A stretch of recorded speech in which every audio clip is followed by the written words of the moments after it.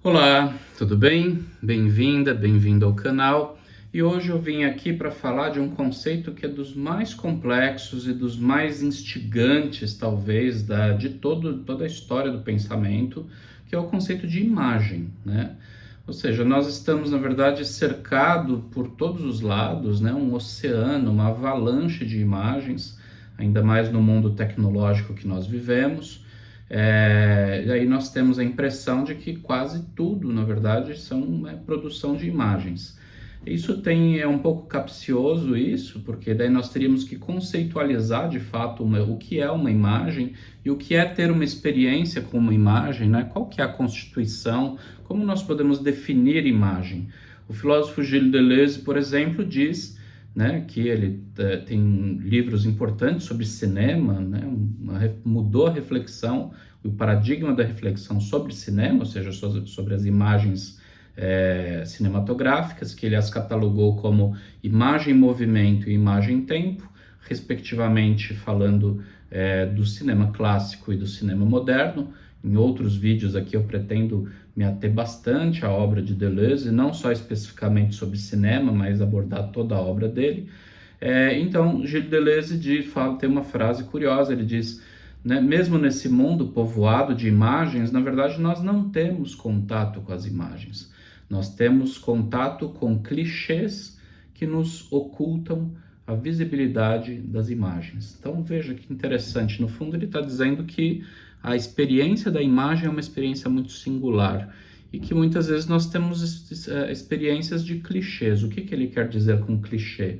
São imagens já pré-fabricadas, imagens automatizadas, aquilo que Deleuze chama de autômatos espirituais, ou seja, ele já está percebendo, né? Ele nem viu a internet, ele morreu nos anos 90, mas ele já estava percebendo já essa fabricação das imagens destituídas de subjetividade, destituídas de experiência, né? E que isso já seriam os clichês, né? Que seriam imagens prontas, imagens que vão sendo replicadas. Um grande pensador das imagens também, o semioticista e teórico da literatura, filósofo, Roland Barthes, no seu livro clássico, né, A Câmera Clara, que é sobre fotografia, e daí já é toda uma técnica aí relativa à imagem, Barthes vai falar das imagens unárias. O que seriam imagens unárias? Esse é um termo do pensador, do linguista e filósofo Noam Chomsky, e Barthes usa essa noção de imagens unárias. O que é isso? São imagens vazias, são imagens, né, que vão se replicando, mas elas não têm aquilo que Barthes chama de punctum. O punctum é um ponto de gravitação existencial que puxa o nosso olho, né, em uma fotografia. No caso, ele está tratando especificamente de fotografia. Então, nós poderíamos dizer que o mundo que nos cerca se Deleuze disse que é cheio de clichês, né, uma avalanche de clichês, a gente poderia dizer que é uma avalanche de imagens unárias, né? São imagens destituídas de punctum, de gravidade, de centros gravitacionais, né, que endereçam para os quais nosso olhar é endereçado e com as quais nós estabelecemos um contato existencial, né, que essa é a base da análise de Roland Barthes. Por isso, grandes fotógrafos, né, Cartier-Bresson, Kudelka, aqui no Brasil, Otto Stupakoff e vários outros, né, o mundo todo da fotografia se refere a um olhar específico e um modo pelo qual o ser humano consegue imprimir esse ponto gravitacional, né, que chama, que convoca o espectador e o visualizador das imagens fotográficas. Então, só estou dando um exemplo para a gente pensar um pouco, e no mundo que nós vivemos é realmente absurdo, né? Uma avalanche, um oceano, são quantidades assim impressionantes de imagem que nos cercam o tempo todo e que são produzidas. Então, a gente talvez, por isso que eu estou trazendo esse vídeo, é o primeiro de uma série de vídeos, para a gente refletir um pouco, será que a gente não precisa se questionar e fazer essa pergunta mais primordial, né? Dar um passo atrás, que é um papel da filosofia, dar um passo atrás e se perguntar o que é uma imagem de fato? E quando é que nós temos de fato a experiência das imagens? Então, eu aproveito também esse primeiro vídeo para tratar desse conceito, né, para introduzir um conceito e uma abordagem que eu tenho desenvolvido, que é a abordagem do conceito de imaginal, né? Eu vou falar um pouco sobre isso ao longo aqui da nossa conversa, mas o campo imaginal, a esfera imaginal, né, para mim, é uma maneira que eu tenho, né, desenvolvido de compreender o regime das imagens, né, e de pensar essa vastidão desse conceito. Como vocês devem ter visto, imaginal, eu não falo imaginário, justamente para manter essa demarcação, essa diferenciação que para mim é essencial. Por quê? Porque imaginário já diz respeito a outros compromissos, a outras relações que nós estabelecemos com as imagens e que eu pretendo também fazer uma certa crítica ou uma delimitação em relação a esse conceito de imaginário. Então, qual é o ponto aqui? A gente pode começar por um ponto que é central, né, para mim e aqui para o canal, né, já que a gente está o tempo todo trabalhando com as intersecções, conexões entre arte, ciência e filosofia. Ora, não há nada, né? Poucos conceitos são tão transdisciplinares e tão propícios a esse tipo de intersecção do que o conceito de imagem. Então, na verdade, a imagem ela é uma arte, uma ars, uma técnica, ela pressupõe uma tecne. Então, a gente pensa em toda a história da arte, toda a produção de imagens do Homo sapiens, nós estamos, então, pensando até para além do conceito de arte, né? A gente está pensando quase num sentido antropológico, porque o humano, o Homo sapiens, é um homo faber, né? Também é um homem que faz coisas, e dentre as coisas importantes que ele faz estão as imagens, né? As produções imagéticas. Aí, para além disso que nós poderíamos definir como arte, pensando numa antropologia da imagem, vamos falar sobre isso também. É um grande pensador, o Aby Warburg, que é um dos criadores da antropologia da imagem, e hoje em dia também um outro pensador alemão da Universidade de Karlsruhe, chamado Hans Belting, que é um desenvolvedor dessa teoria da antropologia das imagens.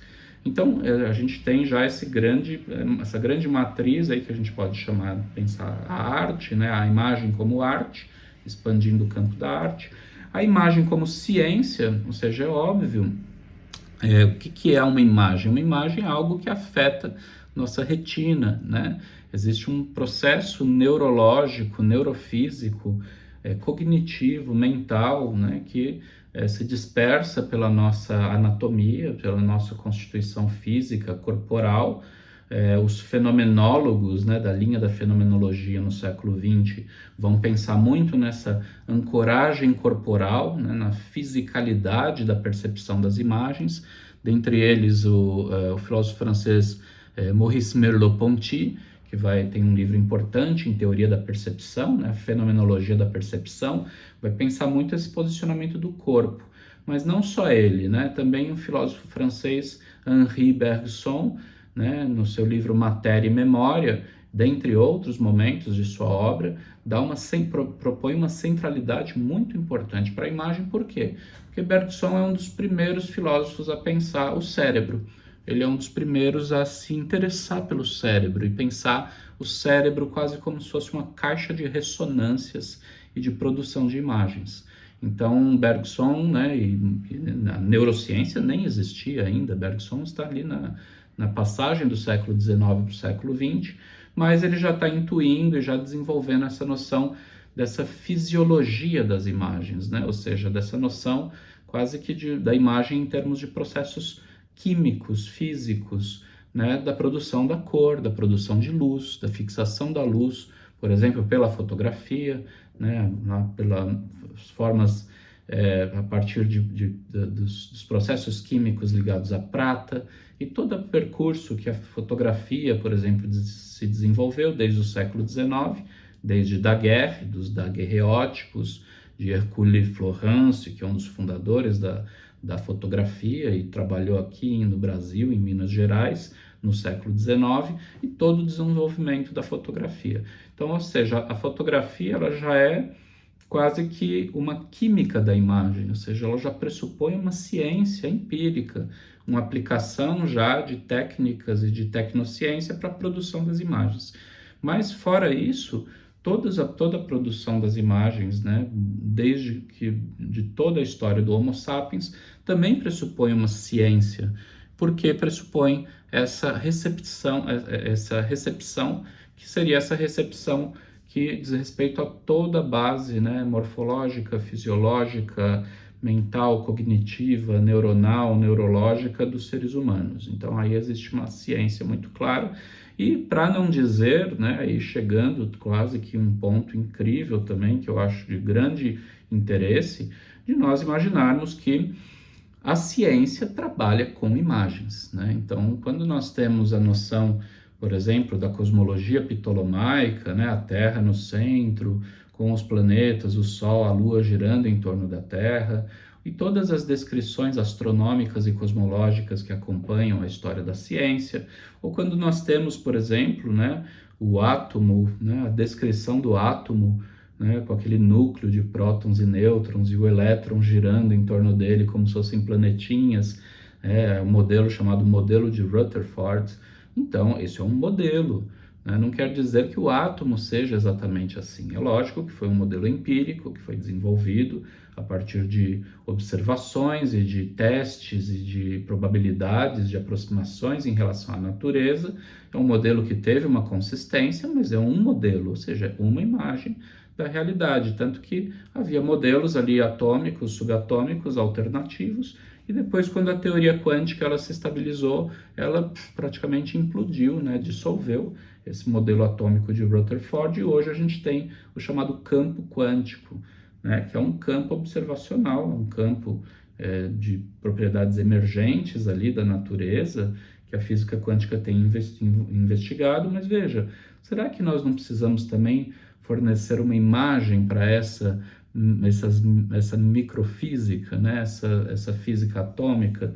Então, tanto os modelos cosmológicos e astronômicos, quanto os modelos subatômicos, pensando em física, né? Em cosmologia, astronomia, em física macroscópica e física microscópica, trabalha com imagens, né? E isso não invalida nada da efetividade do conhecimento científico. Nós não estamos dizendo que o conhecimento científico seja uma ilusão. Nós estamos simplesmente dizendo que existe essa adequação e existe esse lugar muito propício da imagem, um estatuto da imagem, né? O estatuto epistemológico da imagem é incrível, porque é como se ela fosse uma grande mediadora de mundos, e dentre eles o próprio mundo da ciência. E, por fim, a filosofia, também eu já vou começar a falar sobre isso, a importância do conceito de imagem e filosofia. E quando nós vamos retroagir, nós chegamos a Platão, né, aos fundadores da filosofia, e nós começamos a analisar alguns termos em grego, nós percebemos a grande porosidade ali, a complexidade que existe entre os conceitos abstratos e as imagens, né? Isso não é algo depurável, não é algo estável, né? Não é algo dado, né? Eu vou trazer aqui alguns exemplos para a gente pensar nisso.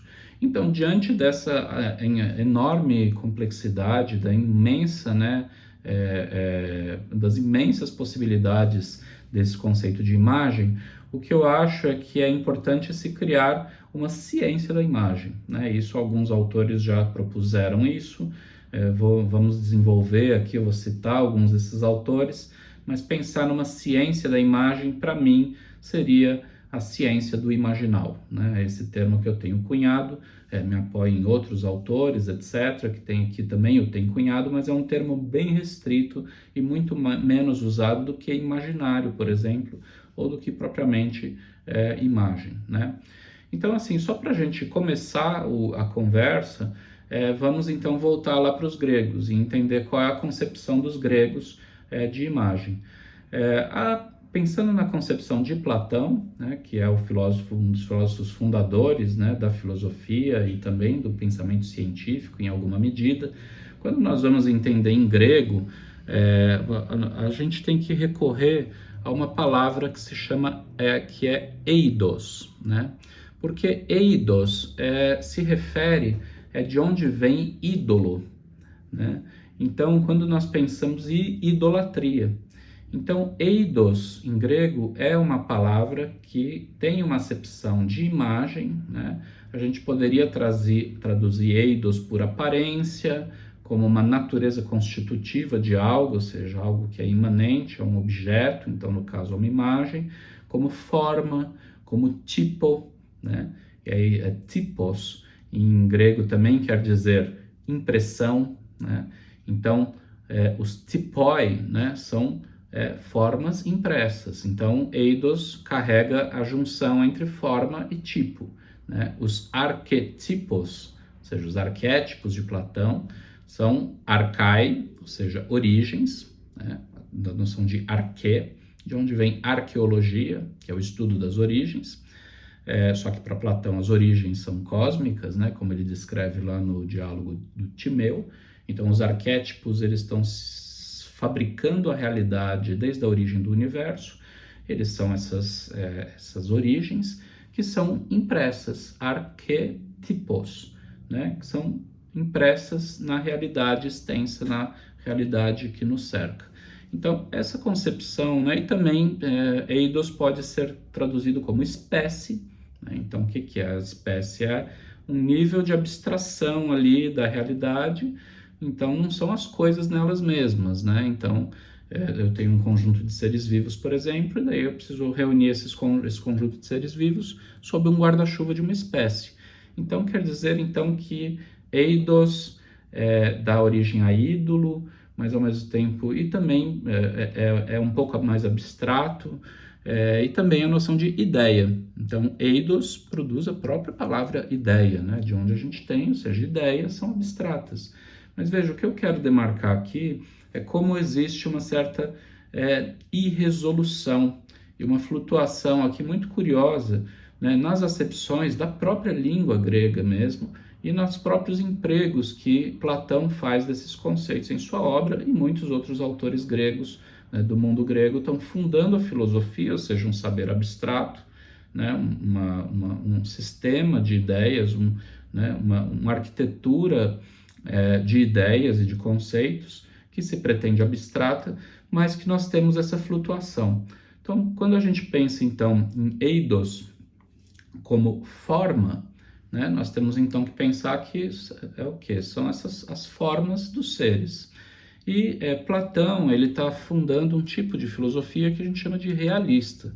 Então, isso já começa uma grande confusão, porque a gente tem que pensar, então, bom, as imagens são eidola, né? Conjuntos de eidos, de eidoi, né? E aí elas são, então, formas. Os arquétipos são formas originárias, né? São estruturas originárias que se imprimem nos seres. Então, se imprimem o quê? Nos seres materiais. Para nós podermos acessar as montanhas, o céu, as estrelas, o nosso corpo, a natureza que nos cerca. Para Platão, tudo isso foi fabricado na origem do universo, e os arquétipos, então, eles estruturaram aquilo que os gregos chamam de hylê, que é uma matéria caótica. Então, é como se nós tivéssemos, então, uma modelagem da natureza, né, que foi de formas, uma formalização da natureza, só que essa formalização, ela consiste nas ideias platônicas, né? Então, lá no Timeu, por exemplo, que é o diálogo cosmológico, né, da origem do universo e da estrutura do universo, Platão vai dizer, então, que existe um demiurgo, né? Demiurgo não é Deus, é um oleiro, é um modelador, é uma entidade modeladora, e esse demiurgo, ele está, então, ele tomou a hylê, a matéria bruta, e ele, então, imprimiu os tipos, né, os tipoi, né, que são as formas, ele conferiu forma. Então, o que é importante aí para Platão e para essa origem essencial da reflexão sobre imagem é essa certa flutuação entre formas, né, espécies, algo que parece que é uma aparência, que são ideias, né, formas e ideias, forma, ideia e espécie se misturam, só que tudo isso é como se fosse da própria natureza, ou seja, da própria realidade. E por isso que Platão, que é o criador da teoria das ideias, ele é um realista, ele não é um idealista. E por isso é que há tanta confusão para se pensar, e toda a metafísica que surge a partir de Platão e de Aristóteles, e que adentra toda a Idade Média, é conhecida como uma metafísica da substância. Quer dizer o quê? Que Platão está pensando uma metaphysis, ou seja, algo que está para além da natureza, que não é tangível, que não é empírico, não é perceptível. Isso que está para além da natureza são as ideias, né, que modelam essa natureza, mas a própria noção de eidos ela é flutuante, porque ela não é só uma questão, ela não é só uma imagem sensível, mas também ela não é totalmente transcendental, como a gente poderia dizer. Isso é um problema que o filósofo Jacques Derrida, que é o criador da filosofia da desconstrução, vai trabalhar em um pequeno livro genial chamado Chora.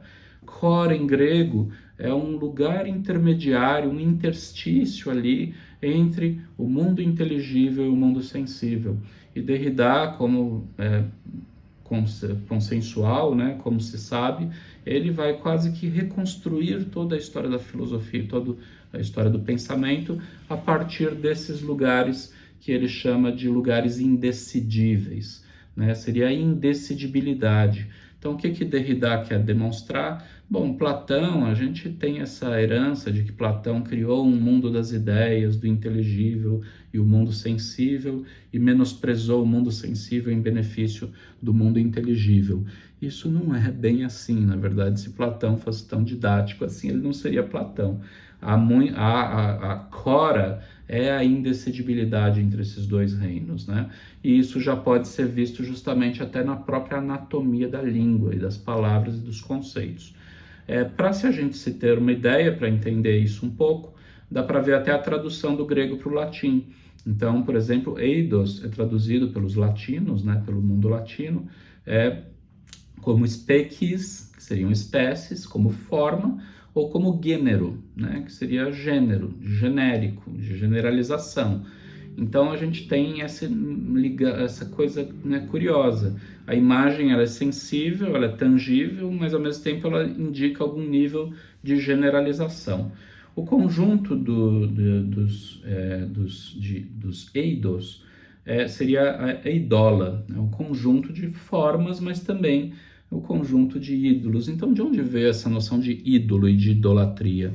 Veio de uma adoração cega, né? Por isso a crítica da idolatria, lá no começo das religiões abraâmicas, do cristianismo, do judaísmo, e depois com o islamismo, muito forte essa crítica da idolatria, né? Que até resultou ali no mundo antigo na chamada iconoclastia, né? Só que a iconoclastia, esse termo, né, o que é o iconoclasta? Era aquele que logo no começo, né, do mundo cristão e das religiões abraâmicas começou a haver esse longo debate. Em que medida que adorar Deus é abstrato, Deus é transcendente. Em que medida que adorar uma imagem de Deus, nós não estamos idolatrando Deus, né? Se Deus é abstrato, eu não posso adorar a imagem, eu tenho que adorar Deus na sua abstração, na sua transcendência divina, porque Deus está para além da natureza, ele está para além de qualquer representação possível. Então isso gerou esse problema aí da idolatria, que é ligada a essa noção da iconoclastia, né? De pessoas literalmente que quebravam, né, imagens religiosas, que quebravam objetos, né, religiosos de outras religiões, mas até das suas próprias religiões, como uma forma de assegurar que não fosse desenvolvida idolatria dentro da sua religião. Mas aí vocês já veem que eu não estou falando não são os eidoclastas, são os iconoclastas, que daí já entra já numa outra acepção de imagem, que é do eikon, que é de ícone, né? Então, o que seria o eikon? Também é uma palavra grega que também diz respeito à imagem e reflexo, né? Então, talvez o eikon, tanto pela tradução latina também, que os latinos traduzem como imago, como simulacro, né? E também a questão do simulacro, que é um trabalho enorme a gente pensar o que é um simulacro. O simulacro seria a uma imagem de uma imagem, de uma imagem, de uma imagem, né? E nos dias de hoje a gente tem toda essa noção de simulação, né? O Jean Baudrillard, vamos falar sobre ele, tem essa visão catastrófica, né, do mundo moderno e do mundo contemporâneo por conta, né, da noção de simulacro e simulação. É como se a gente estivesse vivendo como ratinhos dentro de uma miríade de imagens aí que estão simulando uma realidade e haveria uma espécie de esfumato aí, uma perda, um evanecimento das imagens. Eu não concordo com essa posição, embora Baudrillard ele seja extremamente importante para nós, mas aqui fica já bem interessante. Então, Icon deriva para ícone. Ícone é o próprio movimento do iconoclasmo, né, dos iconoclastas que destruíam essas imagens, só que curiosamente no mundo latino já existe um nível de abstração. Então não quer dizer que aqueles ícones eles fossem de fato empíricos, né? Eles são também entendidos como simulacros. E aí sim, ou seja, são simulacros o quê? De Deus. E aí por isso aqui os iconoclastas o quebravam. E também em latim também é traduzido como species, né? Que seria espécies. Então o icon e ícone fica nesse lugar flutuante. Mas eu vou parar por aqui hoje, tem muita coisa para a gente falar desse conceito de imagem e nos próximos vídeos a gente pode investigar e a gente pode ir longe nessa reflexão que tem muito a nos oferecer e que concerne ao coração do mundo atual, porque nós no mundo contemporâneo cada vez mais com o metaverso, com realidades alternativas, realidade virtual, mundos holográficos, né? Produção de imagens sintéticas ou a produção de imagens zero-dimensionais, né? Como diz o filósofo Wilhelm Flusser, quero falar também sobre isso. Ou seja, o mundo ele é quase que um oceano de imagens e nós estamos aí imersos nesse oceano, no mundo contemporâneo, então é muito importante a gente entender do que se trata exatamente as diversas abordagens possíveis para esse fenômeno maravilhoso e incrível que é o fenômeno das imagens. Então, muito obrigado e espero vocês. Assine aqui o canal para que eu sempre possa atualizar e a gente possa caminhar juntos aqui com esse compartilhamento. Um grande abraço e muito obrigado.